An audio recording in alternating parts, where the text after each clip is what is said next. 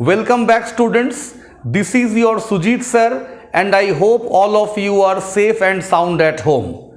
Today I have come up with a lesson in English grammar. Today's lesson is on tense.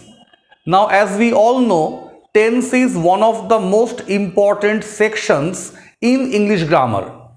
If we don't know tense, we cannot be able to construct sentences properly. Therefore, we should have a clear concept about tense. Now, as we all know, there are three kinds of tenses: the present tense, the past tense, and finally the future tense. In today's class, we will discuss the present tense only.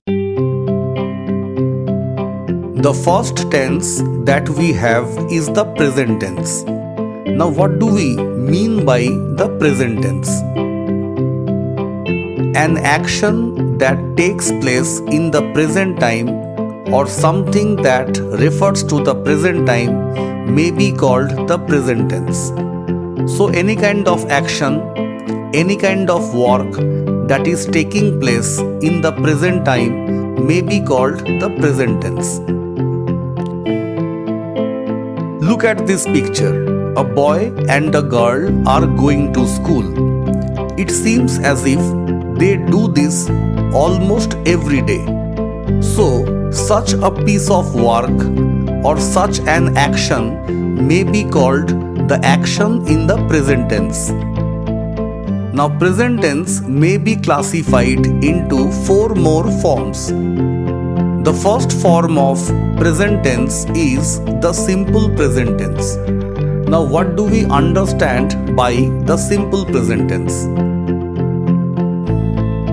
The simple present tense is used to describe habits, unchanged situations, or some general truths. So, something that a person does almost every day. So, such a kind of action, such a kind of work that takes place or happens regularly may be called the simple present tense. Look at this picture, students. We find some boys are playing football. It seems as if they play football almost every day. So, such a kind of action may be called the simple present tense because they play football almost every day. It is their habit, a kind of unchanged situation. Now let us look at some of the examples in the simple present tense. Now we should remember that sentences may be classified into two kinds. One is known as affirmative and the other one is known as negative. Look at the first sentence. I play football in the affirmative and I do not play football is in negative. We play football, we do not play football. So what are we doing? In order to turn the sentences into negative, we are adding do not after the subject. Similarly, you play football, you do not play football. They play football, they do not play football. But finally, we find a kind of change. It is he plays football and in the negative, it is he does not play football. Now note the change. We find an extra S. S has been added to the verb play. Why has this happened? This happens every time if the subject of your sentence is third person singular number. Now he is third person singular number. So if the subject is third person singular number and we are using simple present tense, we have to add S or ES with the verb. Similarly, in the negative, in the previous sentences, in every case, we have used do not. Now, we are no longer using do not. It has now become does not. This is also because of the same thing. that we have used the third person singular number in the subject. Now the next kind of present tense is called the present continuous tense. Now what is meant by the present continuous tense? It is used to describe an action which is still going on at the time of speaking. So an action which is taking place at the same time when the speaker is speaking about it, that is known as the present continuous tense. Look at this image. The girl is eating fruits. Now the girl is eating fruits at the time when the speaker is speaking about it. Therefore, the action is continuing, and so we may call this to be present continuous tense. Here again we have two kinds, the affirmative and the negative. In the affirmative, it is I am eating fruits. So it is denoting an action taking place in the present time, exactly when the speaker is speaking about it.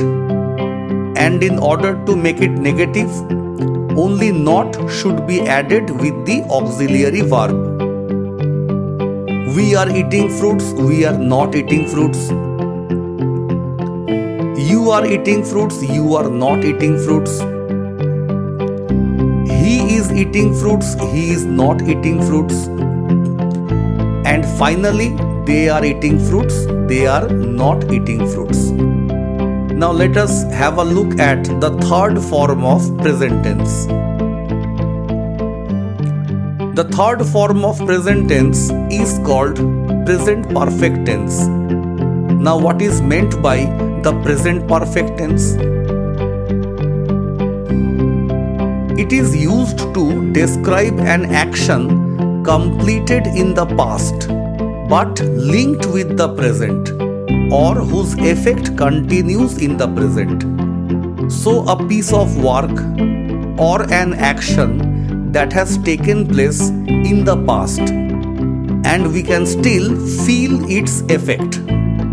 Such a kind of action may be called present perfect tense. Look at this image. The child has already drunk milk. There is no more liquid, water or milk left in the mug, and he has finished drinking. So such a kind of action may be called the present perfect tense. Now let us look at some of the examples. I have drunk milk means I have finished drinking milk. There is no more milk left in my mug. We have drunk milk, we have not drunk milk. You have drunk milk, you have not drunk milk. He has drunk milk, he has not drunk milk. Once again, let me remind you students, if the subject is third person singular, it will not be have, rather it will be has, because third person singular number takes has with itself. Therefore, in the previous examples, in every case, it was have. Now, in case of third person singular number, it has become has. And again, no change. They have drunk milk. They have not drunk milk. Now let us see the fourth form of the present tense. The fourth form of the present tense is known as present perfect continuous tense. Now what is this? It is used to describe the continuity of an action that began in the past and is still going on at the time of speaking. Now something that has taken place in the past and the action is still continuing in the present. Such a kind of tense is called the present perfect continuous tense. Look at this picture. The man is waiting at a bus stop and the bus has not yet arrived. He started waiting for the bus in the past and he is still waiting for the bus. Therefore, the action started in the past time and it is still continuing. Such a kind of action may be called the present perfect continuous tense. Now let us see some of the examples. I have been waiting for the bus. In the negative, I have not been waiting for the bus. We have been waiting. We have not been waiting. You have been waiting. You have not been waiting. He has been waiting. He has not been waiting for the bus. Once again, let me remind you, because the subject is third person singular number, therefore we have to use has. We cannot use have, because third person singular number takes has and not have. And finally, it is again the same. They have been waiting for the bus and they have not been waiting for the bus. So I hope all of you have understood it very clearly. There is no doubt in your mind. Thank you so much.